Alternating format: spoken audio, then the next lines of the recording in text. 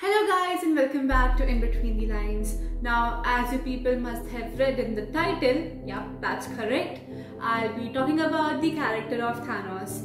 Now, actually, it's not going to just take a couple of videos with few minutes to justify the vastness of Marvel comic books or characters, especially a character like Thanos, but I'll do my best to deliver you with all that I can. So let's begin.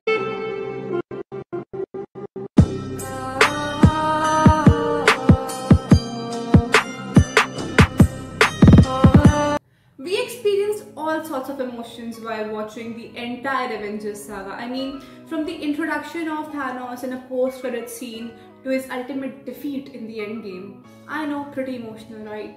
But here's one thing that we are not unknown to. That is, the world of comic books is very different and might seem like 1,000-piece puzzles to the ones who are not reading. Thus, the requirement of making the storyline less complicated.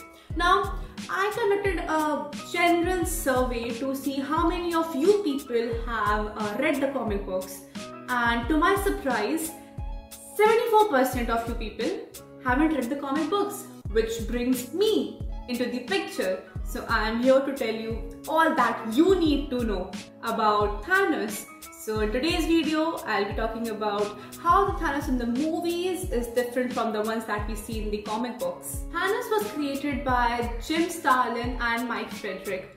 Now, the idea of Thanos, it came to Jim Starlin while he was attending a lecture in College of Psychology. I mean, yeah, it makes sense.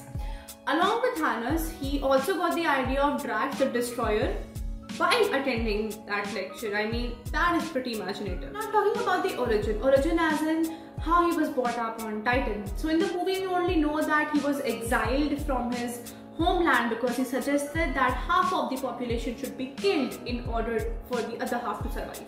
So that's all we know. But in the comic books, we have a rather clearer picture. As in, Thanos was introduced in the Ironman 55 section in the Feb of 1973. There we came to know that he was a Dian born on the Saturn's moon, that is Titan. And he actually possessed the DNA of Deviants and Eternals, making him really strong and resilient, as we know, we saw him in the movie. So yeah, but adding to it, he also exposed himself to cosmic rays which distorted his body. You see those huge, yeah. So that is due to the cosmic rays. Now, since the start, Thanos had a neck for experimenting, which led him to more experimentation in genetical aspects. After a certain point of time, he eventually killed his mother and everyone living on his homeland, which we do not see in the movie. And from there, he gains this lust for death. Talking about the power, as we know from the movie, Thanos is very strong, like really very strong. But when compared to the comic book, he is still comparatively weaker. Because as in the comic book, he is indestructible. So yeah, that's the power comparison. Talking about the opinion that he has for himself. So in the movie, we all know that he claims that he is inevitable, he is level-headed, and yeah, but he's still low-key in a manner. But when we come to comic books, he proclaims himself to be a god, and with the gauntlet that he has, he makes monuments of himself in each and every planet that he goes, and he just, exerts his power. Now, basically, neither of them are likable, but the one in the comic book is a real joke. Okay, so now this is a rather interesting point. Now, in the movie, we have nowhere heard about Lady Death apart from a post-credit scene where Thanos is warned that if he attacks the earth, it would be like courting death, to which he replies with an evil smile. Now, in the comic books, Lady Death was introduced in the edition of Captain Marvel 26, just 3 months apart, in 1973 from the introduction of Thanos. Lady Death is an embodiment of death who entices Thanos as a woman whom he both adores and worships.